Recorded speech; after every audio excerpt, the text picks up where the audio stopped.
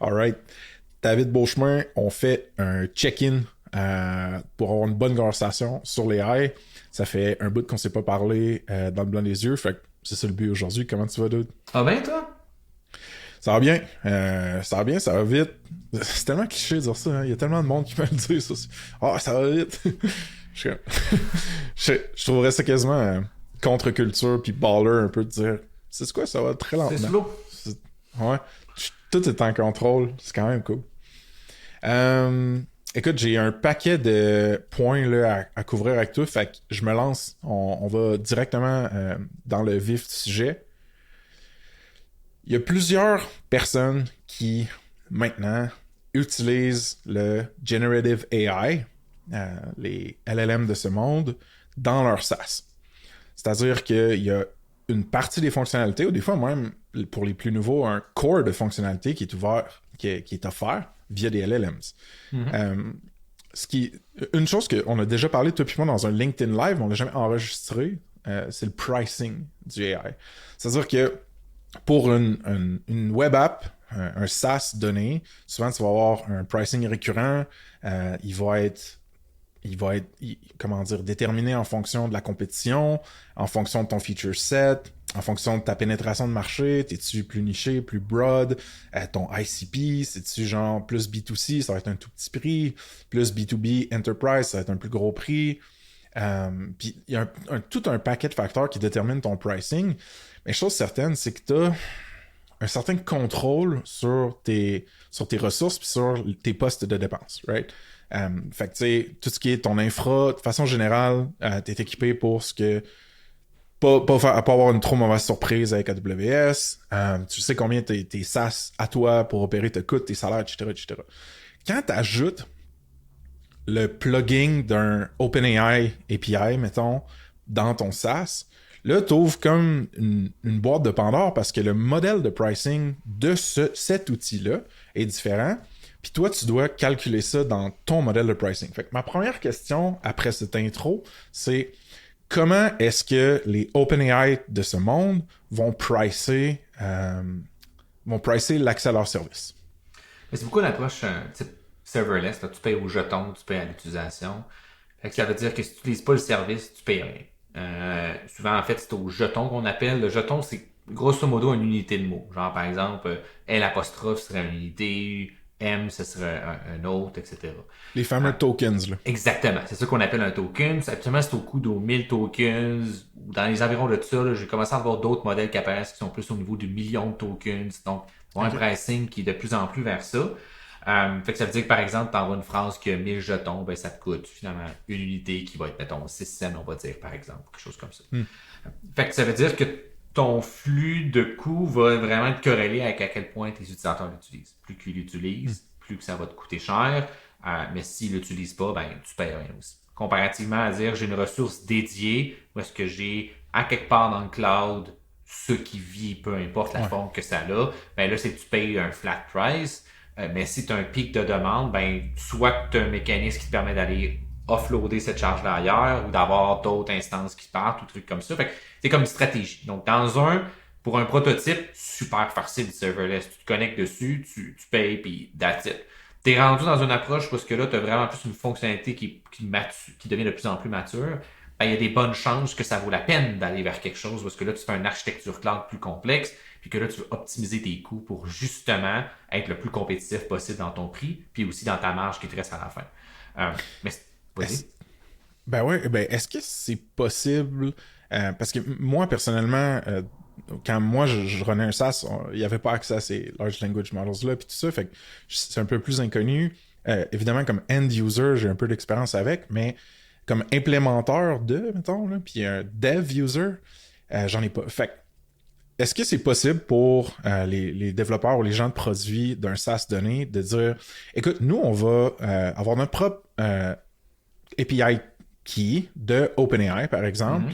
Puis on va avoir un agent conversationnel qui permet d'aller chercher, par exemple, certaines données, puis la faire dans notre app pour un compte utilisateur donné, puis la faire ressortir dans cette interface de chat-là. Mais si quelqu'un est pour spammer ou comme over-utiliser agent conversationnel-là que nous, on a créé, ben là, on va y mettre des genres de rate limits ou on va y faire des...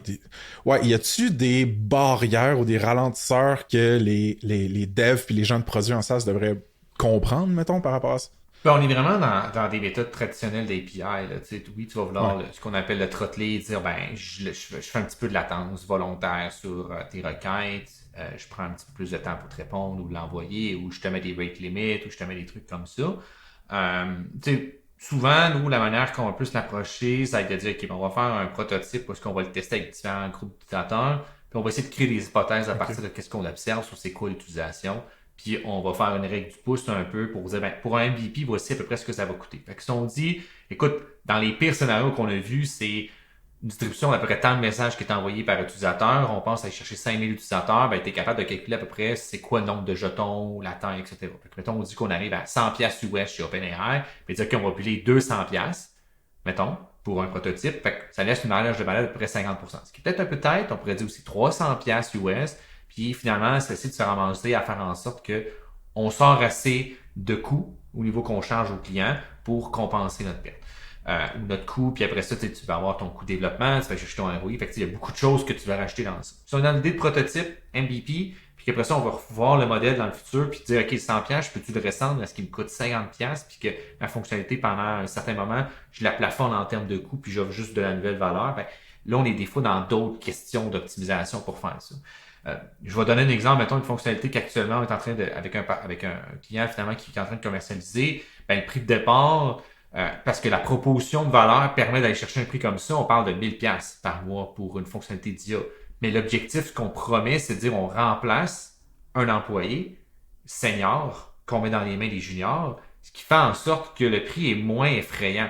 Parce que là, c'est une ressource de moins que je peux ajouter finalement sous mon payroll. Donc, le coût se calcule assez vite en termes d'efficacité puis de ROI potentiel qu'on peut mesurer. Fait que là, on est vraiment c'est quoi la proposition de valeur, c'est quoi le prix, je pense, que je peux capturer dans l'économie que je génère à mon client, puis après ça, moi, avec ça, combien ça me coûte, donc c'est quoi ma marge que je me fais, puis après ça, c'est du calcul, puis c'est du positionnement. Puis pour le prototype, ce qu'ils veulent faire, ou le MVP, en fait, on est plus rendu en MVP, mais là, c'est qu'il dit, moi, je vais le donner un 50% de rabais pour montrer que ça marche, faire une démonstration de ma proposition de valeur, pour après ça, ramener mon prix au prix qui m'intéresse plus. Puis si à ce 50%-là, je sais que mes coûts sont de 10 fois moins que qu'est-ce que je charge, ben peut-être que je vais le garder à 50%, puis juste toujours faire un rabais ou juste un moment donné tranquillement l'augmenter. Fait que c'est vraiment une question de si tu pars trop bas, c'est tough monter les échelons si t'es pas rentable. Finalement, jour 1, c'est mieux de faire un rabais. Puis là, après ça, c'est vraiment une question de préférence puis de stratégie à mettre en place. Puis il y en a autant que des solutions. Le rabais est toujours difficile parce que ça diminue ta proposition de valeur. Fait que si tu dis plutôt je t'en donne plus, je te donne telle fonctionnalité et telle fonctionnalité pourtant, puis finalement, c'est un rabais décamouflé, mais c'est dans l'idée de pas diminuer ta proposition de valeur. C'est vraiment une question de stratégie puis de mise en marché là, de préférence. Je pense que j'aime mieux l'approche sans rabais personnellement, mais c'est pas moi qui tiens les ficelles là, pour ce sas-là. Là. OK. Puis, t'as-tu l'impression, parce que de façon générale, comment est-ce qu'on justifie charger de l'argent à un client pour un logiciel? C'est parce qu'on lui sauve du temps, on lui sauve de l'argent. Puis tu sais, il y a des overlaps, mais on lui sauve des casse-têtes, mettons, souvent, genre des maux de tête. C'est à peu près la valeur que nous, on offre en échange de ces dollars sur sa carte de crédit. As-tu l'impression... As-tu l'impression qu'il faut, pour pricer in des features qui sont propulsés par l'AI, qu'il faut significativement qu'il y ait des changements sur ces trois leviers-là? As-tu... pas juste sur ces trois leviers-là, mais sur ces trois leviers-là à l'intérieur de l'utilisation d'un SaaS. Parce qu'une des choses que je vois souvent, c'est que les choses que tu me permets de faire, mettons, avec ton SaaS, avec l'AI que tu as mis dans ton SaaS, avec un commande T, une nouvelle table dans ChatGPT ou Claude ou peu importe, je suis mostly capable de le faire. Puis tu sais, ma friction, puis tu me sauves quelques clics, mettons, puis quelques copier-coller, puis c'est cool. Ça vaut-tu 100$ par mois, ça? C'est ça. Ça vaut-tu même 7$ par mois dans le code? Je m'en rappelle plus, là. C'était ça, Notion AI à l'époque. Fait quoi? Qu'est-ce que tu penses de ça? C'est vraiment le cœur pour moi de la question. Parce que je pense que ça dépend de la clientèle. t'es vraiment une cliente, parce qu'il faut se dire, on est peut-être un petit peu technophile, moi et toi, toi et moi, excuse-moi, exact. mais il y a aussi des gens qui ne le sont pas du tout, que de se connecter sur ChatGPT, c'est déjà un challenge. Donc, de standardiser le processus, puis le processus d'affaires avec ça, a une valeur pour ces organisations-là, Ouais, absolument. pour ces gens-là aussi. Puis il y a aussi l'aspect de, les gens sont peut-être pas capables de bien faire les prompts ou les onglets ou les différents éléments ou cette complexité-là, ils ont peut-être pas envie, ils ont pas ça. Mais c'est surtout des fois pour des plus grosses organisations, c'est que tu vas avoir un processus qui est plus clair, qu'une certaine facile d'avoir une gouvernance, facile de voir qu'est-ce qui se passe, que ça, il y a une valeur monétaire à ça. Si tu 7 piastres, si tu 10 piastres, si tu 15 piastres. Fait que je pense que c'est bien de comprendre c'est qui vos clients. Si vos clients, c'est des Absolument. solopreneurs, ben ça se peut qu'il va juste le faire par lui-même. Mais est-ce qu'il y a vraiment des compétences pour le faire? Est-ce qu'il a envie de le faire? Est-ce que vous enlevez pour tant de dollars, vous y enlevez beaucoup cette complexité-là de sa vie qui fait en sorte que le 7 piastres, ça a l'air d'un easy buy-in comparativement à le faire soi-même, d'avoir plein de tables, tout ça. Parce que oui, ultimement, la plupart des fonctionnalités que je vois des LLM peuvent être faites par proxy avec les outils gratuits ou à peu près gratuits. Ouais. Mais il y a une valeur à l'avoir intégré dans son environnement. Tu sais, Copilot 365, la proposition de valeur et l'intégration dans l'environnement complet de Microsoft, c'est pas le fait d'avoir l'LLM, c'est qu'elle est complètement intégrée la solution, puis c'est beaucoup plus facile. Puis pour ça, ils chargent 40 pièces par mois par user, autour de 40 pièces canadiens là. Ok, je savais pas que c'était ça le price point. Ouais, ben il se passe, mettons, de mémoire, c'est 30 US, fait qu'avec le taux de change, il y a à peu près à 40 de mémoire là, qui charge. Fait que, il y a de quoi avec ça. Là. Puis la gestion aussi des accès. Quand tu as une organisation de 200 Exact. personnes, là, tu veux-tu te mettre ta carte Visa 200 fois sur des comptes OpenAI? Probablement que non. Fait que, il y a un petit peu tout ça aussi, qu'à une certaine taille, ça coûte plus cher en employé que qu'est-ce que tu changes des gens partant, mettons. Tu sais. Exact. Puis c'est bon que tu soulignes le contraste. Moi, j'ai souvent le réflexe de me prendre moi ou les gens proches de moi comme utilisateur type, ou même ceux que j'avais dans Snipcart qui étaient tous des programmeurs, mais les clients étaient tous méga autonomes, méga, tu sais, C'est peut-être indépendants. pas une bonne clientèle pour ça. Tu sais. Ça aurait peut-être pas Exact. été une bonne clientèle parce qu'ils l'auraient fait par eux-mêmes de leur côté. Là. Exact, c'est ça. Mais ce que tu dis, c'est intéressant parce que l'espèce de rappel un peu juste business en général, c'est un même produit ou une même fonctionnalité d'un point de vue de code puis technique, mettons, inscrite dans un environnement différent ou pour un utilisateur différent, la valeur de ça est arbitraire. Là. Genre, ça peut valoir beaucoup cher. Puis plus tu montes dans l'espèce de grosseur ou sérieux d'une organisation, plus c'est corpo, plus c'est il y a du scrutin, tu sais, la sécurité, le compliance, toutes ces choses-là. Ben là, comme tu dis, d'être capable de déployer une fonction qui la data qui passe là-dedans, les gens qui ont accès à cette fonction-là, tout ça, c'est comme tracé puis clean. Ben là, ça prend beaucoup, beaucoup de valeur. Parce que tu vas pas avoir 200 employés d'un des plus gros cabinets de légal au monde, mettons, qui ont chacun leur licence, comme tu dis, pour... Ce serait beaucoup trop de gestion, en fait. Ouais. Puis ça, les enjeux actuellement, c'est ce qu'on appelle, c'est les shadow AI. Ce sont les organisations qui ont des gens qui utilisent des solutions d'AI sans que l'organisation soit au courant. Ce qui peut représenter un breach de sécurité, un breach d'utilisation, une faible gouvernance au niveau des outils technologiques. Donc, ça est un grand enjeu. C'est pour ça que des solutions entreprises sont intéressantes pour ce genre d'organisation-là. Il y a beaucoup de cas, c'est pas pertinent, là, tu sais, puis même moi, autant moi, mettons, en tant qu'utilisateur de ChatGPT, je crée beaucoup moins de documentation textuelle qu'avant, que je l'utilise presque jamais présentement au quotidien. Là. J'ai des gens qui l'utilisent beaucoup plus dans mon organisation que moi, chez Baseline, mais ouais, je parle aux gens comme on fait là, tu sais, oui, des résumés de rencontres, c'est pertinent, tout ça, mais on n'est pas dans le même genre d'utilisation. Je suis plus intéressé à quoi de packager que moi-même, après ça, prendre notre verbatim puis dire fais-moi un résumé de ça. J'ai pas le temps de faire ça ou j'ai pas envie de le faire finalement. Pour ton profil de client, mettons. Exactement. Puis ça se peut que tu vas évoluer dans le temps. Là. Il y a une époque, c'était totalement l'inverse. Là. Je codais beaucoup plus, je faisais plus de documentation, j'étais plus intéressé dans ça. Donc là, pour moi, c'était pertinent. Peut-être plus le faire pour moi-même qu'actuellement. Est-ce que... on va aller sur notre closing de cette parenthèse-là sur le pricing, cette section-là sur le pricing. Mettons, est-ce que tu as vu des SaaS faire l'arbitrage des prix par token ou par bundle de tokens en fonction des différents modèles? Fait qu'on on va voir souvent plusieurs SaaS qui vont même faire, pour le monde très tech-savvy, tout ça, yo, plug la clé... bon, si tu plugues ta propre clé d'API, c'est pas à eux de gérer le prix, mais mettons, on est plugué sur Claude, sur ChatGPT, puis sur Mistral, je sais plus. Tu peux choisir avec quel modèle tu veux interagir puis recevoir de la donnée. Est-ce que il y a un jeu au niveau du pricing là à faire? Est-ce qu'ils sont très pareils? Y a-t-il quelque chose là où c'est comme...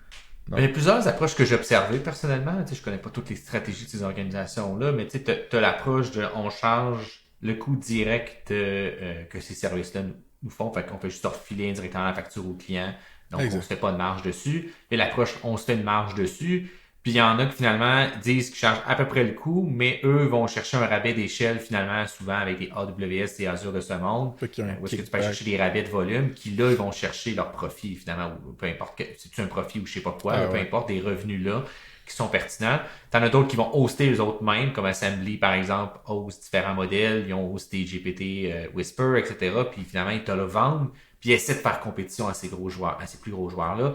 Il y a une game du pricing. Actuellement, quelle base ça va prendre? Ça va-tu continuer à baisser ou à un moment donné, il va y avoir une consolidation puis les prix vont se remettre à monter? C'est pas super clair, puis c'est difficile de se positionner par rapport à ça, mais certainement, il y a des pricing qui n'arrêtent pas de réapparaître pour des modèles, des plus vieux qui sont de moins en moins chers parce qu'on optimise sans cesse finalement l'effort computationnel pour faire ça. We'll see. Mais c'est certain qu'il y a des trucs qui sont dispendieux juste par nature, tu sais, du partir d'un texte vers la voix, c'est cher.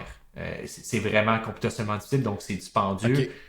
C'est-tu des fonctionnalités qui sont intéressantes? On a un cas avec un client, par exemple, que il trouvait que la fonctionnalité était intéressante, mais finalement, c'était tellement dispendieux que son modèle de pricing explosait. Il fallait charger des prix de fou, parce que ça coûtait super cher. Donc, tu mets la hache là-dedans, c'était pas ta valeur ajoutée là. Donc, elle est ailleurs. Fait tu choisis qu'est-ce qui est ton combat en termes de coût. Là, c'est super intéressant.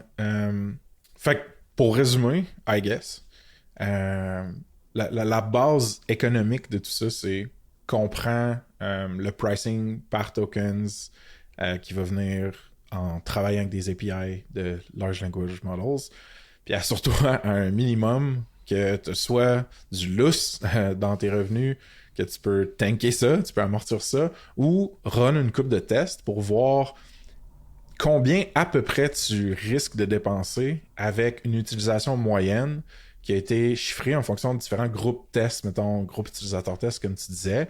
Puis ensuite, garde un œil là-dessus, ajuste en conséquence. Puis après, il y a aussi le fait, joue avec ton pricing. C'est-à-dire, essaye de le vendre, essaye de le voir à 0$, est-ce que le monde l'utilise? Essaye de le voir à 10$ de plus par user par mois. Est-ce que le monde pense que ça a plus de valeur? Fait que là, il l'utilise plus. Tu peux jouer sur le final, l'étape finale de tout ça. Toi, tu as le contrôle, right? Tu décides dans ton app l'accès à ta feature d'AI, combien elle coûte. Au même titre que Microsoft l'ont fait, comme tu disais, avec Copilot 360. Ça se peut que ce soit un loss leader aussi, cette fonctionnalité-là. Puis l'objectif, c'est juste de montrer. Explique c'est quoi un loss leader.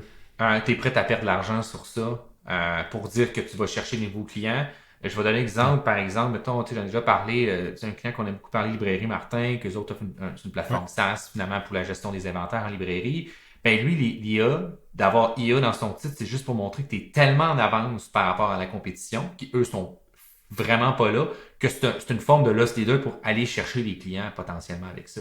Parce que finalement, les gens sont comme, il est tellement en avance que tant qu'à faire une nouvelle implantation d'un logiciel, aller avec celui qui est le plus avant-gardiste. Fait que même s'il ferait pas de pièces avec ça, il va peut-être tellement vendre d'abonnements ailleurs, avec tout ailleurs, que finalement, sa perte va s'absorber ou il y a plusieurs stratégies avec ça. Puis ça, c'est un positionnement d'entreprise à avoir que c'est un positionnement, c'est une stratégie, c'est quoi? Il y a plusieurs choix à ça. Là. Absolument. Non, c'est intéressant de le cadrer comme ça. On a mentionné plusieurs modèles différents. Fait que je vais bouger vers ça tranquillement. Est-ce que il y a... OK, mon opinion non éduquée, c'est hey man, le tweet thread de 37 tweets qui dit que Claude est meilleur que ChatGPT parce qu'il fait tant de millisecondes ou genre un degré, il hallucine moins ou je sais plus quoi. Couldn't care less. Genre, tu sais, je suis comme Chris, à la fin de la journée, man, c'est pas comme si j'étais un méga power user qui déployait ça à des millions de personnes qui vont l'utiliser puis savoir, genre, même s'il y a des fractions qui sont gagnées, soit en vitesse ou en qualité de réponse. Pour moi, mettons, comme end user, Ma position de noob, c'est je m'en crisse un peu. Genre, chaque fois que j'ai un to-do à faire dans ChatGPT, c'est more than good enough. Bon, ceci étant dit, d'un point de vue d'une personne produite en SaaS, ben peut-être que là, il y a une différence. Ne serait-ce que dans la latence, dans la rapidité de réponse. Comment est-ce qu'on choisit le modèle LLM avec lequel on veut travailler? Ou est-ce qu'il faut toutes les choisir et toutes les implémenter? Tu sais, essaye de m'éduquer un peu là-dessus. Genre. Quand même une très bonne question. Là. Il y a plusieurs angles à la manière qu'on peut répondre à ça ou choisir des choix. Freestylons. C'est sûr que il y a des benchmarks qui existent sur le web. Là, googlez genre benchmark LLM, puis il va en avoir N plus 1 là, solution de ça. Puis je pense que ça va ramener à c'est quoi qui est essentiel ou c'est quoi les requis de la solution qui s'est développée. Je vais donner un exemple simple, ou en fait deux exemples pour différencier déjà une zone où est-ce qu'on peut faire un choix. C'est que si par exemple on est quelque chose qu'on veut que ce soit online, genre je veux répondre aux clients là, pas pendant la nuit, là, ben il y a des fonctionnalités où est-ce que chaque seconde de calcul, chaque microseconde est pertinente. Mais si c'est comme, hey, je fais du batch processing anyway pendant la nuit, puis que le lendemain, j'envoie les informations à mes utilisateurs, on s'en fout de ça, là, que ça prenne 15 secondes ou 25 secondes, tant que tu arrives à le faire dans la durée de batching que tu as, c'est pas un problème, c'est pas un enjeu à répondre là. Peut-être qu'un moment donné, avec SQL, ça va devenir problématique, mais aujourd'hui, on s'en fout. Fait que, c'est de screener tout de suite rapidement qu'est-ce qui est prioritaire, puis de mettre le focus sur qu'est-ce qui a de la réelle importance.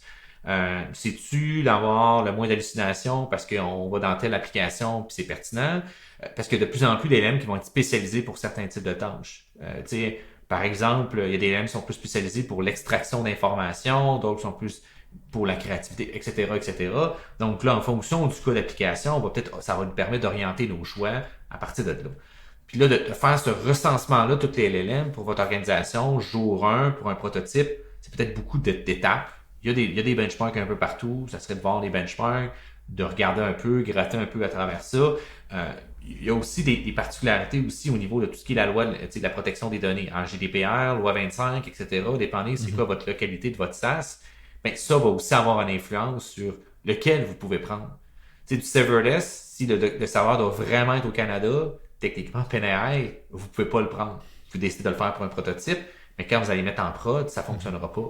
Donc, il y a tout ça aussi qui est super important à prendre en considération, qui, ça se peut, va diriger vers X ou Y votre solution par la suite, qui sera peut-être pas le choix optimal sur toutes, mais qui va certainement être celui qui répond le plus aux différentes contraintes, puis peut-être que le choix final va être de dire qu'on va prendre ça pour le prototype, mais il faut vous construire votre architecture pour être prête à pouvoir swapper de LLM. Ça va être une abstraction là, dans votre architecture, idéalement. J'ai une question un petit peu hackish. Est-ce que si je suis sur le SaaS d'un compétiteur ou d'un produit que j'utilise, est-ce que c'est facile pour moi de... Y a-t-il une version simple que genre les developer tools dans Chrome qui me permet de voir quelle API est calée? C'est facile pour moi de savoir quel SaaS existant utilise quel LLM dans son expérience? Oui et non, là. Tu sais, ça dépend de comment l'application est construite. Ça se peut que tu vas le voir, ça se peut que pas. Là. Idéalement, on voudrait pas le savoir. On voudrait une abstraction pour ça, juste caler un LLM. Mais après ça, peut-être qu'ils ont mis le nom, des trucs comme ça. Mais si vous jouez avec plusieurs LLM, comme mettons ChatGPT ou Copilot, il y a une différence. On voit une différence en termes de la manière de répondre, la qualité des réponses aussi sur certains éléments. Tu sais, Copilot est un petit peu plus vanille sur certains trucs, surtout la solution entreprise. Gemini aussi. Donc, en force de jouer avec, vous allez voir un peu dans une forme de... Je vais dire en personnalisation, là, mais on peut voir une forme de la manière qu'il répond qui est un petit peu différente. La structure, les interactions, tout ça, qui va pouvoir se refléter. Puis souvent, il y en a qui vont juste le dire directement, qui sont connectés sur tel LLM, puis c'est pas plus compliqué que ça. Mais c'est une question un peu. Vas-y. Sont-ils obligés de le divulguer dans les terms? Ce qu'ils vont plus divulguer actuellement, c'est plus où est-ce que le data s'en va, comment il est utilisé, puis tout ça, puis c'est qui leur partenaire. Fait que techniquement, s'ils respectent leur politique de cookies, puis etc., tout ça, donc les partenaires, la liste des partenaires devrait apparaître, puis vous allez pouvoir le voir à partir de là si le partenaire OpenAI apparaît, mettons. T'sais. Fait que oui, Ouais. il y a manière d'aller chercher cette information-là. Il reste à savoir si le SAS a bien fait ses devoirs au niveau de la protection des données et tout ça, que peut-être un avocat pourrait mieux vous répondre Ouais. que moi. Mais oui, là, il y a clairement une manière de peut-être aller chercher l'information sur des compétiteurs en utilisant ce genre de sources d'informations-là. Des compétiteurs ou même si, mettons, je fais un exemple plus noble et de bonne foi, mettons, moi, je suis le client d'un SaaS ou ma compagnie est cliente d'un SaaS que j'aime vraiment puis qui ont implémenté une fonction d'AI qui marche à merveille. Tu sais, peut-être que le mini reverse engineering de hey, c'est quoi, à la limite, t'écris un courriel. Là. Parce que puis la clé aussi, c'est de se ramener à ce que tu disais. C'est overkill de faire une espèce d'étude de marché qui va te prendre 1, 2, 3 mois pour déterminer quel LLM implémenter dans ta stack. Parce que, anyway, mec, t'as fini ton étude de marché, il y en a un autre qui va sortir, puis des nouvelles versions différentes avec des capacités différentes. Fait que le premier truc, c'est faire un prototype, comme tu dis, puis d'implémenter des trucs pour voir, hey, génère-tu plus de valeur, je suis capable d'en capturer quand je drop une fonctionnalité d'AI dans mon SaaS. OK. Ben, je n'ai parlé un petit peu là, du rythme, de la fréquence à laquelle il y a des updates à des modèles existants, un nouveau compétiteur qui pop, whatever. Dépendamment de quel podcast j'écoute sur les startups, la business, les SaaS, j'ai l'impression qu'il y a comme deux opinions. T'as des OG qui sont comme un petit peu plus old school, un petit peu plus genre, comment dire, fondamentaux dans leurs valeurs, qui sont comme, hey, écoute, nous, on roule des SaaS depuis des décennies. Ça continue de régler des vrais problèmes pour lesquels le monde sont prêts à payer des vrais dollars. C'est cool le AI, mais notre position, c'est wait and see. Ça bouge tellement vite, il y a tellement de hype, il y a tellement de bruit que je pense qu'on va attendre que le temps coupe à travers le gras du hype, puis après, on prendra une décision. D'un autre côté, t'as des founders super indie hackers, super, on se salit les mains, on essaie de leverager les nouveautés pour peut-être tirer notre épingle du jeu, tout ça, qui testent un paquet de LLM, qui disent hey, moi j'enroule du local, ou j'aime mieux open source, ou casse-toi pas la tête, va avec OpenAI, nanana. Fait que, y a-tu une direction ou un conseil que tu peux donner aux gens de SaaS par rapport à l'adoption rapide et l'expérimentation rapide versus l'attente? Juste attendre de voir comment la poussière va retomber, si elle retombe, ce qui est aussi un autre un peu angoisse que j'ai par rapport à tout ça. Mais c'est vraiment une bonne question, puis je pense de le nommer juste dans la prémisse de ta question. Là, je pense que ça dépend de la maturité du SaaS. Récemment, c'était les 10 ans de Nextap, puis Simon Debain de Workleap était là, puis il a un petit peu parlé de ça. Puis tu sais, Workleap, là, ça fait longtemps qu'ils font du software. Là, ça fait longtemps. Là, ils ont fait un gros chiffre, je pense en 2010, des mémoires comme ça, là, qui ont fait un chiffre du service vers juste du produit. Donc, ça fait quand même longtemps qu'ils font du produit, puis qu'ils ont fait du beau produit. Puis ils se demandaient, tu sais, c'est comme, tu sais, les AI, on est rendu où avec ça, puis leur position a un petit peu changé parce que maintenant, ils veulent capturer ça. Du moins, c'est ce que j'ai compris, là. Je ne vais pas mettre les mots de Simon, ce que j'ai retenu. Fait que je pense qu'en fonction de la maturité, tu vas vouloir plus ou moins te pitcher vite dans ce train-là. Si tu es un plus jeune SaaS, puis que là... Tu peux prendre plus de risques. Exact. Parce qu'en fait, tu as un petit peu plus moins à perdre, alors que quand tu as un SaaS établi, ben, il y a peut-être des positions, tu as des clients récurrents, fait que tu as une stabilité financière qui nécessairement te permet de peut-être prendre un peu plus ton temps, si je dois mettre des guillemets, mais tu sais, il y a quand même un risque à ça, que ça se peut que tu manques le bateau aussi, puis que ton compétiteur vienne complètement, ou un jeune SaaS vienne complètement te prendre par la bande arrière. Mais aussi, tu as aussi un avantage dans le sens que tu peux aussi effectivement être capable de l'acheter aussi, puis de l'intégrer adéquatement, puis juste aller rechercher ta clientèle, mais tu vas en payer le prix un peu de ça.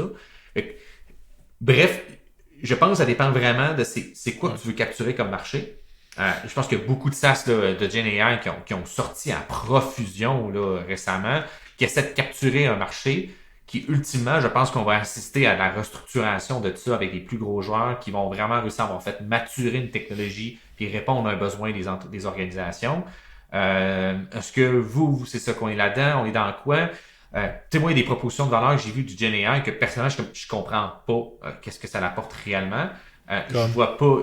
Je veux pas dropper personne, mais il y en a que je suis pas sûr de comprendre c'est quoi. Fait que pour moi, c'est wait and see. Il y a peut-être quelque chose que j'ai pas vu. J'ai pas fait leur étude de marché, j'ai pas vu tout ce qu'ils font.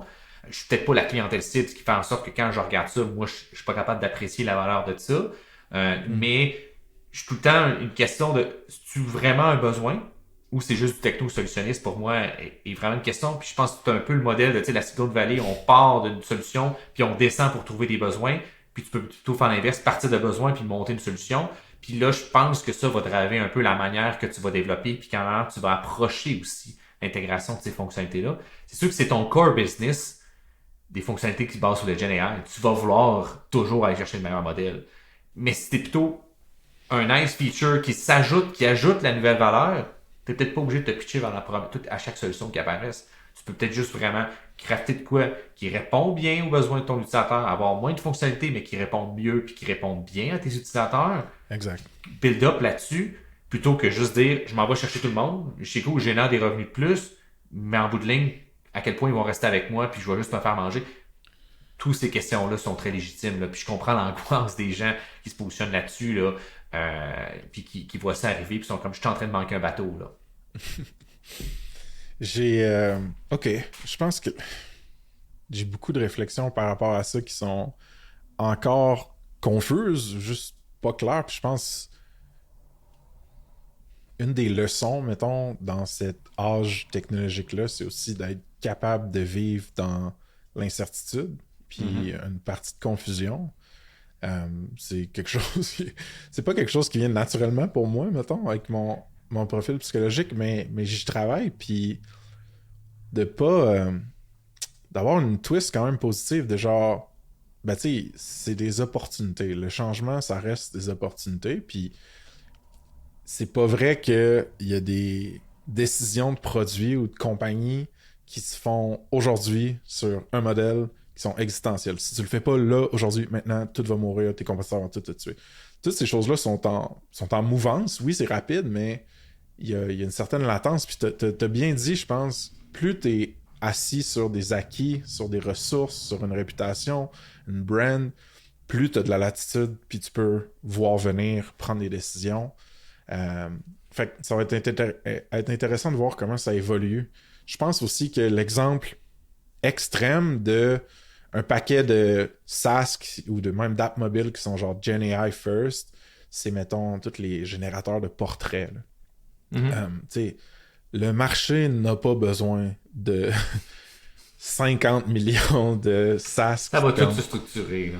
Exact. Je pense que ça va peut-être même se commodifier dans nos OS à la limite ou dans les médias sociaux qu'on utilise ou les messageries qu'on utilise. À cet effet, est-ce que tu veux qu'on fasse une mini parenthèse sur Apple Intelligence? T'as-tu regardé un petit peu? Non, je l'ai pas vu encore malheureusement. Fait que Pas trop. On fera pas la parenthèse tout de suite. Puis moi, je l'ai vu, mais je l'ai écouté avec un œil sur mon ordi puis un œil sur ma TV. Là, fait que je pense pas. Toi aussi, t'as pas retenu grand-chose. Je suis le meilleur expert. Ok. Je vais donner un exemple. Mais je peux faire un petit aparté parce qu'un truc que tu as dit intéressant, je pense, tu as parlé, mettons, à commodifier, etc. Tu sais, comme toute entreprise, à la base, ce que tu veux, c'est que la barrière à l'entrée, tu veux qu'elle soit un petit peu plus difficile à chaque fois, puis etc. L'IA générative a permis vraiment de faciliter certaines barrières à l'entrée, l'accessibilité, du moins l'IA générative, en fait, c'est plus ça, avec justement des interfaces comme OpenAI, où est-ce que c'est un API, puis sensiblement, tu peux créer un produit en une soirée si t'es vraiment craqué, le lendemain poster, puis essayer d'aller chercher du marché avec ça. Mais toutes les solutions qui sont aussi simples à faire nécessairement impliquent potentiellement une barrière à l'entrée qui est simple, donc beaucoup de compétition, donc tu dois aller capturer le marché le plus rapidement possible pour être capable de t'imposer. Fait que ça veut dire que si on est un SaaS qui offre dans ce genre de marché-là, c'est sûr que ça va être à couteau serré, puis ça va être difficile, puis ça va être complexe d'aller chercher ça. Mais tu sais, IA ou n'importe quelle technologie remplace le terme IA par n'importe quelle technologie, le problème va être le même. Si tu de la machinerie, si tu peu importe, c'est quoi la barrière à l'entrée, puis c'est quoi, moi, mon marqueur de différenciation qui me permet de dire, ben moi, je suis différent là, qui fait en sorte que je vais pas me faire absorber ou mourir ou peu importe comment tu veux appeler le terme de finalité de ça. Ouais. Fait que remplace IA par NFT, par n'importe quoi, puis c'est la même question qu'on se pose. C'est juste c'est quoi vraiment les besoins des clients. Puis je pense que c'est toujours ça qu'il faut se ramener. C'est quoi les besoins du marché, puis comment je capture ça, puis j'offre quelque chose qui répond adéquatement à ces besoins-là, puis je fais des bons logiciels autour de ça. Absolument. Je vais doubler sur ton aparté. Un des principes en début d'année qui m'avait marqué, je lisais les trucs un peu de Greg Eisenberg, qui est un entrepreneur en série, un gars bien fort sur l'idéation de startups, puis les communautés, puis plein d'affaires. Puis il disait que, tu sais, avec la démocratisation du code, entre autres via justement des agents génératifs là, comme ChatGPT ou Copilot ou whatever, créer du software, genre, créer du logiciel, là, une web app là, que tu cliques, puis ça répond, puis ça envoie de quoi au serveur, puis dans ton client, il y a de quoi qui update, puis tu vois de la donnée, puis tu prends une action, whatever. Ça va être de plus en plus facile faire ça. Le rythme auquel ça va être de plus en plus facile, puis pour quel type d'app, ça c'est débattable, puis le monde peut s'assiner autant qu'ils veulent. Mais la direction est claire. La direction est vraie. Fait que ce qu'il disait, c'est surtout que la barrière à l'entrée, elle sera pas nécessairement dans la technologie et dans le produit. La barrière à l'entrée, elle va être beaucoup dans la distribution, right? Fait que comment est-ce que tu es capable, si tout le monde est capable de faire pas mal le produit que toi tu fais, comment est-ce que tu peux te démarquer? Puis comment est-ce que tu peux pour vrai avoir, mettons, une base de clients? Rester pertinent. Rester pertinent.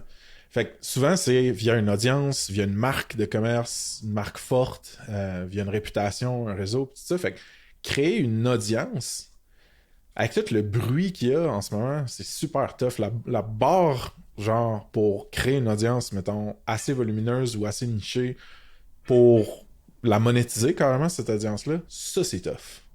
Ça, c'est vraiment tough. Puis lui, il focus beaucoup là-dessus. Là. Il y a comme un framework qui s'appelle ACP, fait que Audience, Community, puis Product, qui est bien intéressant. Fait que c'est drôle de dire que peut-être qu'il arrive un moment où les skills qu'on valorisait donc bien de, mettons, de programmeurs, ben, il y a une partie, un pan de ces personnes-là, de ces skills-là, que ça sera plus nécessairement ça qui va être le plus valorisé, mais ça va peut-être être les personnes qui sont capables d'avoir de l'attention. Tu sais, que ce qui va être tough puis scarce, c'est vraiment plus l'attention, une audience.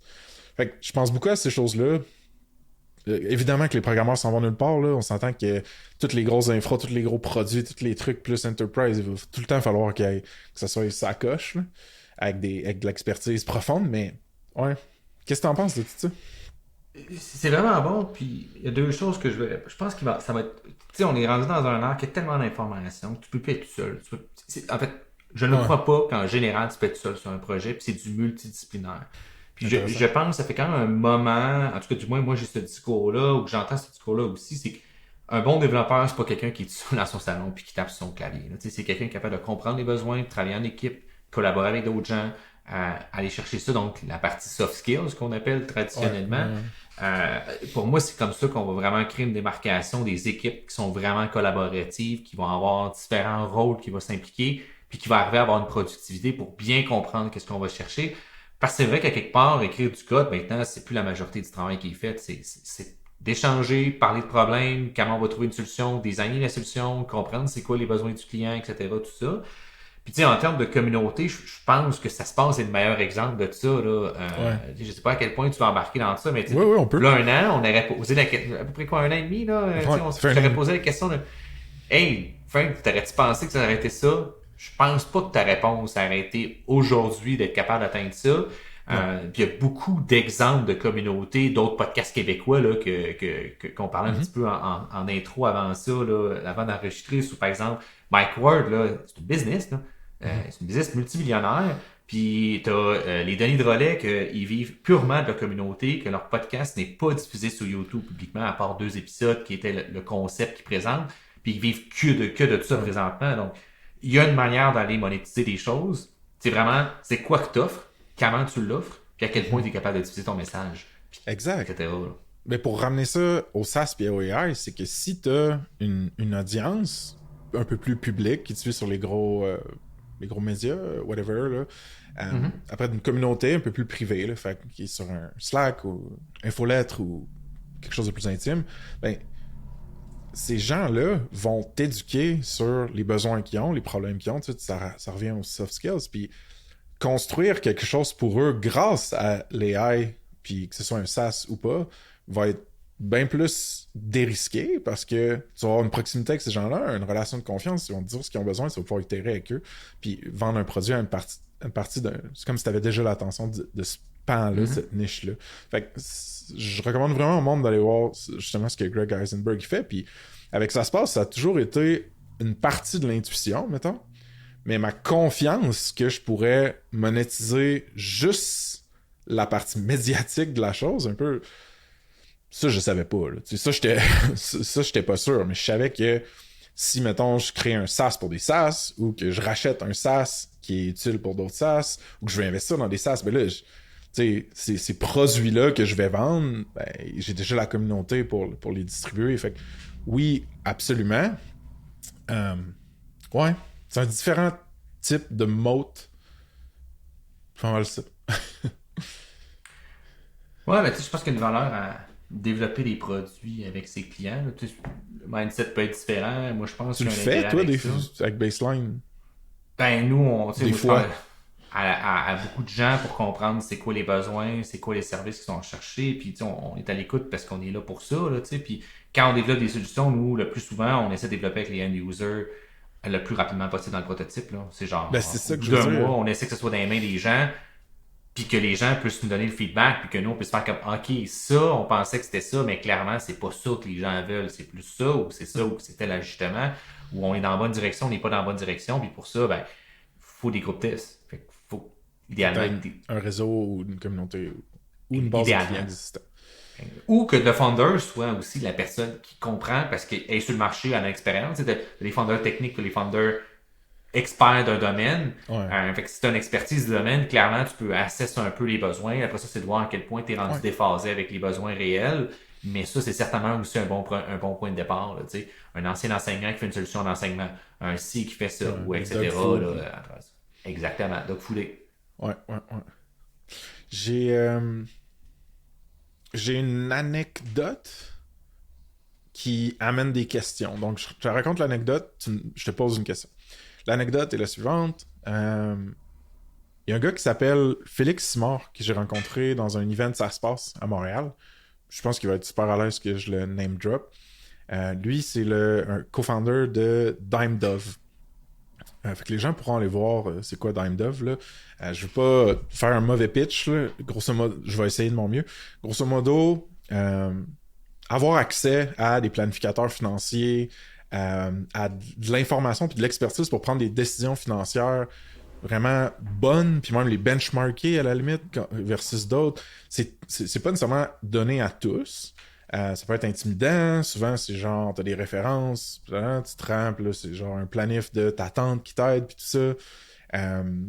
Fait que tu sais, puis après ça, ceux qui ont le plus d'expertise ou qui sont les plus high-end, des fois ils vont juste gérer des gros comptes, c'est-à-dire des gens qui sont des high net Ou des worth équipes. individuals. Ouais, bon point. Fait que tu sais, c'est tough, mais il y a une littérature puis il y a une expertise qui vit là, beaucoup sur genre un paquet d'informations publiques qui peut être nourri par tous ces experts-là. Fait que lui, ce qu'il s'est dit, c'est hey, je pense qu'il y a moyen d'utiliser un large language model, de wrapper ça dans un SaaS, d'avoir des profils personnalisés pour, mettons, monsieur, madame, tout le monde. Lui, dernière fois qu'on s'est parlé, c'était plus B2C. Puis de dire écoute, une fois que j'ai les objectifs financiers, la démographie, que j'ai connecté carrément les différentes sources de revenus, les comptes en banque de la personne, ben là, je peux... je sais pas s'il fait du RAG, là, tu sais, ou s'il cadre vraiment bien les réponses que le LLM en retourne, mais là, il y a des interfaces dans son app conversationnelle avec lesquelles tu peux... C'est comme parler avec un planificateur financier, fait que c'est quand même cool, tu sais, tu peux dire hey man, j'ai le goût de faire des vacances, mais comme je sais pas si je peux me le permettre, j'ai pas fini l'uni encore, ou on vient d'avoir notre deuxième bébé. Puis tout ça, la mémoire un peu sur ton profil s'update de façon générale, puis peut te donner des cues, puis tout ça. Fait que ma question pour toi, c'est que il y a beaucoup de la valeur, mettons, dans ce nouveau SaaS-là, qui vient d'un large language model. Fait que je pense qu'il est plugué sur OpenAI. J'ai l'impression que si ça te crée une forme de platform risk. Ouais, est-ce que si tes coûts explosent, si ton intégration foire, si il y a de quoi, il y a un scandale avec OpenAI, je sais pas. J'ai l'impression qu'après ça, ton SaaS, il va peut-être avoir moins de valeur dedans. Fait que, est-ce qu'on... Est-ce qu'on appelle ça un LLM wrapper? Est-ce que genre... Parce que clairement que c'est plus sophistiqué que ça, ce qu'il a buildé, là, pis tu sais, il y a un paquet de screens que je me rappelle même plus que ça fait, mais j'essaie de voir, genre, quels conseils on donne à ce monde-là. On est-tu comme, genre, let's go, vas-y, all in, puis comme, c'est le temps de créer des nouvelles expériences qui, oui, vivent dans un SaaS ou une mobile app, mais qui sont mostly propulsées par des LLM. Je suis comme tout le temps confus sur comment guider les plus jeunes founders qui font ça, genre. Ben, c'est vraiment une très bonne question. C'est un cas assez typique, là. Tu sais, dans le cadre d'un prototype, ou tu sais, d'un MVP, d'aller voir le fait avec le marché, tout ça, d'être connecté ou d'être exposé à ce genre de risque-là est probablement inférieur par rapport au risque financier ou juste de faire, on n'a pas cet argent pour tout le faire, on est bootstrap, on n'est pas VC. Fait que, tu sais, c'est correct d'aller vers ça. Puis c'est vraiment, je pense, en fonction de on est où dans la maturité, puis c'est quoi qu'on essaie de faire, puis c'est quoi la temporalité, puis etc. Tu sais. Ouais. Dans le cas qu'on serait VC-back, tu sais, mettons, on est en pré-seed, ben fine, on va aller chercher ça, mais si on est rendu en MVP, on est seed, on est VC-back, etc., ben il y a une valeur à avoir son propre LLM parce que finalement, c'est la valorisation d'entreprise. Ben, ça se ferait, tu sais, tu peux prendre partie d'un open source, tu le fine-tune, bon. juste tu le prends, tu le déploies, tu l'intègres, parce que finalement, il y a une propriété intellectuelle qui découle de ça, qui fait en sorte que ça augmente la valorisation d'entreprise, qui peut faciliter après ça de moins se diluer dans des prochaines rounds de financement. Si on est bootstrap, c'est peut-être moins quelque chose qui nous intéresse, mais qui pourrait quand même être intéressant. Fait qu'il y a peut-être un ratio, une balance à savoir à quel moment on active ce levier-là. Ça peut être une stratégie dès le départ.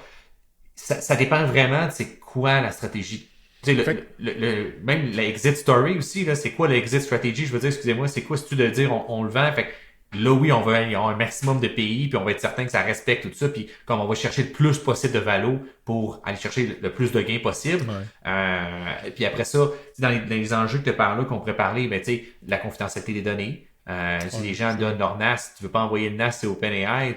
Fait il y a tout ça qui peut entrer en ligne de compte. Si vous allez chercher un Audi SOC 2, vous allez chercher un ISO 27001, ben, tout ça va rentrer en ligne de compte sur la facilité de protéger la donnée qui va driver après ça pour un produit mature si on l'a in-house ou si on l'a outside. En dehors des coûts. Pour moi, en dehors des coûts, c'est vraiment plus la stratégie de marché d'exit de Valo. Puis après ça, on peut parler des coûts effectivement pour dire que je me fais pas ramasser un matin que ça allait me coûter un bill de 10 000 $ d'OpenAI puis que j'avais juste utilisé 1000 $ par mois, là, je vais avoir une mauvaise surprise. Fait que je pense que t'as weighted, là, tu sais. C'est vraiment touché. Ce que tu as dit qui était super intéressant, puis for the record, DimeDove, il récolte pas les numéros d'assurance sociale du monde. C'est pas un scam juste pour voler tout ça. Pour avoir tout votre argent. Ce que tu as dit qui est intéressant, c'est genre, hey man, un moment donné, ta startup, elle va soit mourir, soit être achetée, soit aller sur le marché public. Dans le cas favorable où elle meurt pas, les gens qui vont l'acheter ou qui vont genre dire ok c'est bon on la réglemente pour qu'elle aille sur le marché public, ben ils vont regarder, ils vont dire yo sur quelle technologie tu dépends. Puis moi je le sais, la mienne a été achetée puis comme man ça a été long à retracer toutes les librairies, à retracer toutes les comment tu dis les modalités d'utilisation, les licences merci de ces librairies là. Puis après les gens vont dire ben tu sais t'as-tu un risque ou quelque chose qui est trop dangereux pour moi par rapport à ta dépendance à une technologie ou une librairie donnée. Fait que c'est intéressant de le framer comme ça. Ça, c'est pour la fin. Puis pour le début, c'est aussi intéressant de dire on s'en crisse un peu, genre utilise un modèle qui est good enough, puis genre valide, là, puis une fois que tu as une vraie business ou un vrai modèle d'affaires, ben là, après, on parlera de ça. Mais fait que parlons du milieu vite, Dave. Là, tu as dit, mettons, j'arrive en série A, fait que je suis clairement financé là, avec du capital de risque. Il y a plusieurs millions qui sont injectés dans mon SaaS. Puis la majorité de la valeur que je la génère grâce à un large language model qui était jusqu'à présent OpenAI, les modèles GPT. OK, cool. Là, par exemple, j'ai assez de cash pour faire rentrer des AI devs, des data scientists, des machine learning engineers, tout ce funky monde-là, mettons. Fait que là, ça pourrait ressembler à quoi concrètement le scénario que tu décrivais? C'est genre un cas de... Ben, c'est-tu Mistral qui est open source? C'est lequel qui est open source? Il y en a plusieurs. Llama 3. Bon, mettons... Exact. Fait que là, j'ai genre une petite équipe commando là, de AI puis machine learning qui vont dire « Hey man, nous, on est capable d'aller prendre cette base open source-là de Llama 3, puis de cloner le repo. Je sais que c'est plus compliqué que ça, là, mais puis le moduler pour que ça réponde encore mieux aux requêtes que nos utilisateurs vont y faire, puis qu'on contrôle comment la data est processée là-dedans. Fait que c'est un peu genre ça, le play qui pourrait arriver pour créer de la propriété intellectuelle. OK. Ou même réduire les coûts. Parce que en fait, souvent, ces les... modèles-là sont extrêmement volumineux aussi, entre autres, parce qu'ils sont multilingues. Ben, tu sais, mettons qu'on est juste au Québec, français, anglais, on peut-tu réduire un peu la taille, faire en sorte que ça coûte moins à opérer, mais on le spécialise sur les langues qui nous intéressent, puis on a au moins bonnes performances, mais on s'en fout de l'espagnol. Fait que, on réduit en taille, au lieu d'être un 50B, on a un 7B, par exemple, en termes de paramètres. Puis le 7B, ben, il roule sur tel GPU qui fait en sorte qu'au lieu de nous coûter 10$, t'as l'inférence, ça nous coûte 2$. Ah, là, c'est vraiment intéressant. Fait qu'on n'a pas nécessairement les meilleures performances pour les utilisateurs, mais on optimise nos coûts. Fait que tout ça, si t'es en Syria, probablement moins qu'est-ce qui va t'intéresser. Probablement que Syria, tu vas plus vouloir dire, j'en ai un in-house, j'ai développé une expertise dans des contrats de travail qui me permet de continuer le pitch si je me fais acheter après la fin de ma série A. Fait que dire, je développe une équipe opérationnelle, tactique au niveau de l'IA, de la stratégie d'IA. On développe notre propre LLM à partir de la base open source qui peut être n'importe quel modèle. On le déploie. Fait qu'on a une expertise de déploiement de ces modèles-là. On développe une culture autour de ça. On améliore, ultimement, on va améliorer l'expérience utilisateur aussi, là, à travers tout ça. Puis si on arrive à la fin de la série, on est comme, regardez, ma valo, elle a augmenté plus que peu importe qu'est-ce qui s'est passé au niveau de la valo. Je suis prêt à me faire acheter ou à faire un exit ou peu importe. Puis là, ben, on a notre équipe. Fait qu'il y a une valeur qui est écrite pour le modèle, pour l'équipe. Puis tous les autres éléments composantes intégrés ensemble, que là, peut aller vers une autre série ou un IPO ou peu importe qu'est-ce qui est le next step après ça pour l'organisation rendue là, qui après ça va aller vers un autre roadmap, d'autres étapes, qui là, à un moment donné, c'est peut-être j'optimise mes coûts. C'est toute une question de focus. Tu sais, comment tu gères tes risques? C'est quoi qui est ton focus actuellement, qui crée le plus de valeur pour l'organisation puis pour les clients? Puis c'est des prioriser en fonction de ça. Des fois, la réponse, c'est je vais améliorer l'UI, le UX. Des fois, c'est je vais augmenter ça, puis indirectement, ça améliore ma valo. Je veux baisser mon drop rate de personnes que je perds après telle étape. Bref, c'est juste que tu changes le type de technique qui t'intéresse. Ça m'intéresse vraiment beaucoup, ce côté-là. On dirait que c'est... J'essaie de voir si j'ai des parallèles comme ça, man, de monde qui ont rely sur soit une plateforme ou une tech, puis qui l'ont comme transcendé. T'as le en e-commerce, en fait, t'as le extrême cas de... Hey, au début, j'avais juste un Buy Now bouton de PayPal ou un Snipcart de ce monde. Après ça, je me suis buildé un Shopify, je l'ai fait customiser. Mais là, je vends tellement, man. Puis il y a tellement de load sur mon site web que genre ça marche plus. Puis je suis rendu omnicanal, right? Fait que là, je vends avec des POS, je vends avec des fournisseurs qui ont une liste de prix puis de pricing différents. Des multi-devices, des devises, là, je parle de l'argent, US, australien, etc. Puis là, t'es comme Shopify, il s'est rendu un Frankenstein. Bon, là, clairement qu'ils ont un paquet de tech qui ont évolué depuis, puis sûrement que tu peux gérer la majorité de ce que je suis en train de dire, mais fait que là, je vais me développer, moi, custom ma solution d'e-commerce avec des blocs qui existent. Fait qu'il va y avoir des blocs open source, des blocs headless. Je vais bundler une couple d'APIs ensemble, puis je vais avoir des devs hardcore très excellents là-dedans que je vais payer pour maintenir ça. Fait que oui, je l'ai comme vu dans le fond. C'est intéressant. Je pense il faut voir si c'est un marqueur de différenciation pour l'organisation. Dans ce cas-ci que tu parles, peut-être que ça l'est. Parce que si tout le monde a la même stack, c'est pas ça ton marqueur de différenciation. Est-ce que toi, tu offres une expérience de gros volume ou de personnalisation de la vente? Puis là, peut-être que ça vaut la peine d'avoir ton custom parce que tu personnalises tellement ta vente que les autres n'ont pas accès à ça. En e-com, c'est ça. Ouais. En e-com, par exemple, de dire moi, c'est pas juste 10 000 outils que je vends, c'est 10 000 outils custom. Fait que j'ai nécessairement besoin de quelque chose pour supporter ce custom-là. Voyons, j'ai un blanc de mémoire, là. Les t-shirts, là. Pas chez Fils. Non. L'autre. Qui était là. Jameo. Non, qui était avec nous. Jameo. J'ai Jameo, le t-shirt là en plus. En plus, c'est ça, je cherchais. J'avais Jamboard en tête, là, mais c'est Jameo. Tu sais, eux, clairement, leur logiciel pour designer les t-shirts, il est custom parce qu'ils sont dans la personnalisation d'expérience, puis ils veulent aller super loin là-dedans, que ça vaudrait pas la peine d'avoir un Shopify sur beaucoup de composantes, beaucoup d'éléments, parce qu'il est là sa proposition de valeur. Ouais, dans leur ça cas, pourrait avoir la peine. La personnalisation de Jameo est très high-end, puis avancée, fait que ça vaut la peine que ce soit custom. Mais t'as du monde que leur personnalisation, ils vont prendre je vais pas dire middleware, là, mais ils vont prendre un SaaS comme Kickflip, mettons, en Québec. Eux autres, c'est de la personnalisation de produits en 3D que tu trappes par-dessus Shopify. Fait que là, ça fait du sens. Mais, puis mettons Mais il y a qu'on une ramène intégration ça... qui s'est faite autour de Shopify quand même pour être capable d'aller chercher ça puis l'intégrer. Qui là, il peut avoir une valeur à ça qui fait un marqueur de différenciation plutôt que juste dire. Parce que ça se peut que Shopify va rester un cœur dans beaucoup de stratégies de e-commerce parce qu'il répond à beaucoup de besoins, mais c'est comment tu es intégré autour qui là va avoir probablement une valeur différentielle. Puis mettons qu'on ramène ça au SaaS et au AI, on a-tu l'impression qu'on en a vu à date des SaaS au Québec ou ailleurs qui sont LLM powered à fond? Leur propre LLM? Ouais, qui sont rendus à l'étape qu'on parlait d'un peu genre hey, écoute, on va diminuer le platform risk puis on va spinner notre propre LLM. Il y en a qui ont commencé à apparaître qui spinent leur propre LLM qui est finalement juste une autre solution ailleurs qui vont juste spinner sur des serveurs. Du moins ma compréhension, là. Okay. Je vais pas assumer, je travaille pas dans tous les SaaS, mais il y en a que j'ai vu que l'offre commence à apparaître, puis leur pitch est au niveau de la protection des données, la loi 25, etc. Fait que c'est basically un copilot hosté puis qui permet de faire ça. Fait que ça, je pense, répond à un besoin de certaines organisations. Je vois une pertinence de ça. Mais il y en a que je sens que ça commence à être intéressant. Il y en a beaucoup que pour l'instant, ça ne l'était pas. Que c'était pas encore nécessairement pertinent, mais ça commence à apparaître des besoins. Parce qu'il y a un terme aussi de capital, il y a un terme de ressources textuelles à aller chercher. Il y a beaucoup de requis pour faire ça. Mais il y en a, du moins, à certains stages que je parle, que je vois que, écoute, c'est pas tout de suite, là, mais je te dis que ça va s'en venir, que tu pourras avoir le potentiel, mais il y a des étapes à faire avant de se rendre là, tu sais.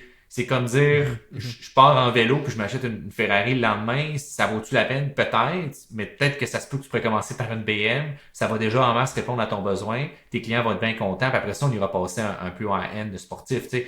Peut-être pas le meilleur parallèle, mais bref, l'idée de dire, il y a peut-être une gradation dans à quel point tu peux partir de rien jusqu'à je m'en vais chercher tout. Mais si tu le places dans ton seed, puis t'es comme c'est ça ton pitch, ben là, clairement, oui, on va aller chercher. T'sais, on a un client qu'actuellement, on travaille que c'est ça leur pitch de valeur, ils vont avoir leur propre LLM pour répondre à tel enjeu, puis c'est ça leur positionnement qu'ils vont chercher dans la vision, fait qu'ils le mettent dans le seed. Mais ils vont chercher du cash pour ça, par contre. Parce que c'est là leur pitch qu'ils vont chercher, puis il faut qu'on deliver là, pendant ce seed-là avec le budget qu'on a. Là. Comment tu vois ça? Parce que ce qui m'intéresse beaucoup, là, c'est quand c'est plus qu'un LLM généraliste. Right? Je vais te donner un exemple un peu boboche qui se rapproche de ce que je veux dire. Mettons, avec ChatGPT, j'ai certains threads que j'ai dit « Hey, dans ta mémoire, là, rappelle-toi donc que mon podcast, c'est ça, que moi, je suis de même, que j'écris de même. Puis genre, que quand je veux, mettons, des idées de titres, juste pour pas être sur la page blanche, ça, j'aime ça, j'aime pas ça. Puis, ça fait qu'après ça, quand je vais demander une idée de titre, j'ai pas à remettre le contexte, right? Il y a comme cette mémoire-là par rapport à moi. Ça, c'est un exemple un peu boboche, mais mettons dans le cas de ce que Félix faisait avec DimeDove, ce que je trouvais malade, c'est que je pense qu'il utilisait Plaid, ou je me rappelle plus quel truc pour être connecté sur tes comptes en banque, puis tout, c'est que les réponses que le LLM va me donner sont enrichies, je pense que c'est ça le mot, ouais, sont enrichies de d'autres données qui viennent de d'autres sources, right? Fait que mes finances personnelles. Ou, mettons, les finances... Des sources externes. Des sources externes, genre, mettons, des benchmarks de Statistique Canada. Je dis n'importe quoi, je sais pas s'il fait ça ou pas. C'est quoi un REER, c'est quoi un CELI, mettons. Exact, c'est ça. Puis comme, ça, c'est-tu ce qu'on va appeler du RAG? C'est-tu... Ça ressemble pas mal à ça. Okay. C'est très possible que ça ressemble à un RAG, ou du moins, si c'est pas monté comme un RAG, c'est très proche de qu'est-ce que c'est un RAG. Okay. Un RAG, l'idée, c'est vraiment d'aller extraire dans une base de connaissances de l'information basée sur une question ou une intention d'un utilisateur quelconque. Dans ce cas-ci, toi, mettons l'exemple que tu donnes, tu dis, je veux que tu me donnes un titre, fait que voici une base de connaissances, je veux que tu te rappelles. Donc, tu poses ta question, il va chercher dans cette base de connaissances-là l'information, il te la ramène du point de vue du LLM, là, tu sais, il te la présente pas. Il améliore le prompt, ça veut dire qu'il peut ou ne pas l'améliorer, probablement que ChatGPT le fait un peu avec du contexte qui est disponible à sa disposition.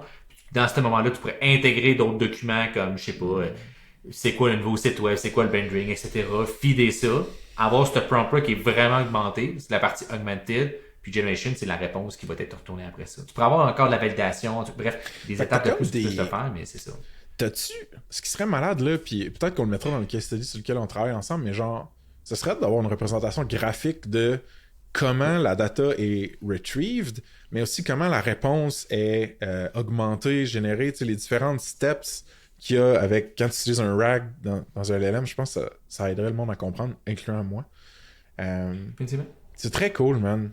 J'ai comme 2 autres points, on peut essayer rapido si tu veux. Local AI. J'ai des founders, un founder que j'écoute, Arvid Kahl, de Bootstrap Founder, un Allemand qui est déménagé en Ontario. Il est gros dans la scène Bootstrap SaaS pis tout ça. Il fait PodScan, un genre de... C'est vraiment cool le tool, par exemple. Tu t'abonnes, puis c'est... Mettons, tu te rappelles-tu du tool Mention à l'époque? Que genre, tu pouvais juste rentrer le nom de ta marque ou même ton nom si t'es très narcissique. Puis à chaque fois que ton nom ou le nom de ta marque apparaît... Ça te popait de quoi? Exactement. C'est comme un genre de Google Alert, mais sur stéroïdes. Ouais. On utilisait ça pour Snip dans le temps, pour aller interagir sur Twitter, sur des blogs, whatever. Ben, lui, PodScan, c'est ça, mais pour tout l'univers des podcasts. Fait que ça veut dire qu'il scanne tous les podcasts, les transcripts, puis après ça, il stocke ça somehow, somewhere, puis toi, tu te dis « Hey, alerte-moi à chaque fois que quelqu'un parle de tel sujet, de ma marque, de mon nom, peu importe. » Puis là, ça te donne des opportunités de collaboration de contenu, de commandite, de amplifier le message de du monde qui parle de toi, bien, je sais pas, tu sais. Fait que c'est vraiment cool comme tool. Puis lui, il parlait du fait qu'il leverageait beaucoup le local AI pour que, je pense, Dredd, ce que tu disais, pour que des jobs qui n'ont pas besoin de rouler en real time, à volume, puissent être exécutés comme dans le back-end. En batch. Ouais, en batch, puis pour ne pas être 100% dépendant, mettons, de sa connexion ouverte avec un OpenAI API de ce monde ou quoi que ce soit. C'est un peu mêlé comme dans ma tête. Tu veux essayer de me... ben oui, je pense que je vois tout en bas. Mais tu sais, en fait, ces solutions-là, c'est vraiment des solutions qui se veulent être computationnellement possibles à utiliser sur un laptop, genre, ouais. À base. Mettons. Ils sont pas tous possibles. Il y en a que tu peux. Des fois, c'est des high-end laptops quand même, des fois 5-6 000 qui peuvent être possibles. C'est ça, mais bref, tu peux rouler un Mistral sur quand même beaucoup de laptops, sur CPU, puis l'inférence, c'est pas comme quand tu parles à ChatGPT. On est dans des délais plus longs. L'inférence, ça veut dire quoi, David, déjà? Le temps que tu poses ta question puis que le LLM te répond. OK, parfait. Donc, si on parle de temps que finalement ça passe dans ces 7 milliards de paramètres ou ces whatever nombre de milliards de paramètres, puis qu'à la fin, il génère des tokens, des réponses pour être capable d'être utilisé. Fait que tout ça a un coût, mais tu sais, si on n'est pas dans des situations où est-ce qu'on est online, ben, c'est vraiment grave? Probablement pas. Tant que ta durée de processing, d'inférence soit inférieure à la durée que tu veux faire, 5 minutes, 10 minutes, 1 heure, un jour, 24 heures, 40 minutes, peu importe, ben, c'est pas un problème. Tu peux déployer ça après ça sur des VM, sur des systèmes, sur peu importe. Tout fonctionne bien. Il y en a même qui fonctionnent sur des lambda, qui peuvent être utilisés sur AWS, etc. Donc, tout est possible après ça. Ça dépend vraiment c'est quoi que tu veux faire. Dans un cas d'un prototype, tu as un seul dev qui développe juste sur son laptop, ben, ça peut très bien faire l'affaire plutôt qu'aller vers une connexion, tout ça. Après ça, il y a une valeur à développer ces compétences-là, mais c'est sûr que partir de zéro par rapport à ce qu'on était un API, ça se peut que la durée de partir est un petit peu plus longue avec le local, mais ça se fait bien. C'est grosso modo spinner quelque chose, puis dépendant du ordinateur. Fait que ça répond à des besoins. Ça répond pas à tous les besoins dans tous les scénarios, mais définitivement, tu peux le déployer, dépendant des cas, avec une approche comme ça. Ça ramène un peu à l'idée de ça, en plus, on est purement dans le LLM. Fait que s'il y a une compétence qui développe au niveau de ça, puis des déploiements de systèmes qui se fait, ben, il y a certainement une propriété avec ça, ou du moins une valeur à tout ça, qui peut être utilisée par la suite dans une valorisation, etc. De dire, ben, nous autres, on spin nos propres modèles, on n'est pas dépendant de services API autres qui nous coûtent tant. Ça nous coûte whatever le prix par mois, on fait ça. C'est cool. Mais c'est pas pour toutes les cas d'utilisation. En règle, tu pourras difficilement utiliser ce genre d'approche-là. Parce que l'inférence est extrêmement importante. L'utilisateur ne va pas attendre 15 minutes que tu y répondes. Il veut une réponse tout de suite. C'est les genres d'habitudes que les utilisateurs vont avoir comme délai. Ouais. Ça reste encore un temps... Ça m'aide beaucoup, mais ça reste un tantinet confus. C'est-à-dire que lui, mettons, là, le fait qu'il roule son LLM de façon locale, puis qu'il claim un petit peu que ça lui donne une redondance ou moins de dépendance par rapport à OpenAI, sais-tu que, mettons, t'imagines un monde où OpenAI se fait atomiser, là, où genre, il y a comme un fuck avec les serveurs, à quelque part. Puis là, ces utilisateurs de son tool veulent quand même interroger genre un paquet de datasets, un paquet de transcripts de podcasts, ben lui, il va avoir une machine, genre un petit serveur chez eux ou un gros compute qui va être Qui va fonctionner, qui va pouvoir le qui va faire. pouvoir comme être là en backup. C'est comme une genre de génératrice à gaz quand tu perds ton électricité, genre.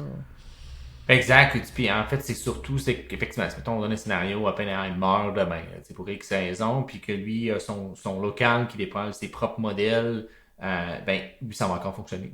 Alors que tous les autres qui sont connectés sur l'API, ben, ça va arrêter. Puis ça va être C'est le terminé. throughput Fait qui que- va changer, genre, comme tu dis un peu, c'est l'inférence, là. Ben, ou, ça dépend vraiment, tu sais, si lui, mettons, c'est comme, tu sais, dans le cas que tu donnes, l'exemple que tu donnes avec eux, ben, la réponse que tu l'aies dans 1 minute ou dans 15 minutes, tu t'en fous un peu, tu sais. En bout de ligne, ce que tu veux, c'est que tu veux avoir cette réponse-là. Fait que, si, mettons, c'est un outil qui fait juste monitorer, faire une vigie en continu, que tu donnes cette information-là à l'utilisateur 5 minutes après la publication du post ou du pod, ou dans 5 heures, la différence n'est pas marginale, tu sais. Genre, ça fera pas en sorte qu'il va plus vouloir te donner d'argent. Si tu lui donnes, c'est sûr que tu donnes au bout de 5 jours, peut-être moins. Ah ouais. Mais il y a comme un threshold qui fait en sorte que la perception, le delta entre chaque minute et chaque heure est pas super importante, qui fait en sorte que lui, ça a vraiment du sens d'aller chercher ça. Puis je suis 100% d'accord d'aller chercher ça. C'est beaucoup de coûts qui sont moindres, c'est beaucoup d'éléments qui sont moindres, il y a un meilleur contrôle sur ses coûts, il y a un meilleur contrôle sur beaucoup de choses. Mais si on est dans un RAG, mettons l'exemple de Dove, ben, c'est peut-être moins intéressant parce que l'utilisateur, il veut une réponse. Ah là, ouais, il veut prendre sa absolument. décision probablement dans les prochaines minutes, pas dans les prochains jours. Ah, imagine parler Donc, avec un prochaine planificateur financier qui attend de même. Avant de te répondre. Tu sais, l'expérience, oui, que c'est pas extraordinaire. Mais si c'est une vigie ou X ou que genre t'as un système offline qui donne des recommandations en fonction d'actions qui sont prises à l'utilisateur sans que l'utilisateur pose la question, ben là, il peut avoir une valeur à ça, que ce soit en 1 heure ou en 15 minutes ou en quelque chose. Fait que ça dépend des cas d'application. Excuse-moi d'avoir été un brin de distress parce qu'il y a comme genre 4-5 nids d'oiseaux en dessous de mon deck que moi je vois, Nice. mettons, à partir de mon bureau. Je viens de voir une manière de forme tomber en bas d'un nid ben straight. Puis là, je me suis dit, tabarnak, c'est-tu genre le classique cas de vas-y, ouvre tes propres ailes, petit oisillon, essaye, puis qui est genre, lui, c'est Ça a genre, pas c'est fonctionné. fait sélecter naturellement, le big time, là. Excuse-moi. No luck. Je vais aller voir avec Shadow. Shadow va se faire un petit lunch. Écoute, man, on avait du stock sur le 4O, mais je pense qu'on va garder ça pour un autre. Là, ça fait déjà un bon bout qu'on roule. À moins que tu veuilles te le cranker. Yes. Ben, il me reste 3 minutes. Ouais. Bon, Fait que je pense que va falloir que je 4O, te ça coupe va être... une autre fois. Hey, Dave, c'était un plaisir vraiment, là, de juste avoir une ressource comme toi, man. Toi, puis évidemment ta team chez Baseline, pouvoir juste parler, puis comme démystifier une coupe d'affaires. Parce que c'est comme si j'accumule une genre de dette de... Je pense que je catch, puis là, avec toi, je peux comme la rembourser, genre, tranquillement. Je suis ton shadow près, là, genre, comment on appelle ça, Charling, là, tu sais, le monde qui prêtait de l'argent douteusement, là. Les Shark Loans? Loan Shark? Ouais, Shark Loan, mais ça, il y avait un autre terme aussi, bref, mais Loan Shark, là, c'est ton Shaolin Loan Shark. Monk, peut-être aussi. Ça doit être ça, je sais pas. C'est n'importe quoi. Alright, dude, man. Toujours un plaisir, mon gars. J'ai hâte de te recroiser en vrai. Moi de même, tu donneras un update pour l'oiseau s'il est mort. Ok, dude. Bye bye. Ciao.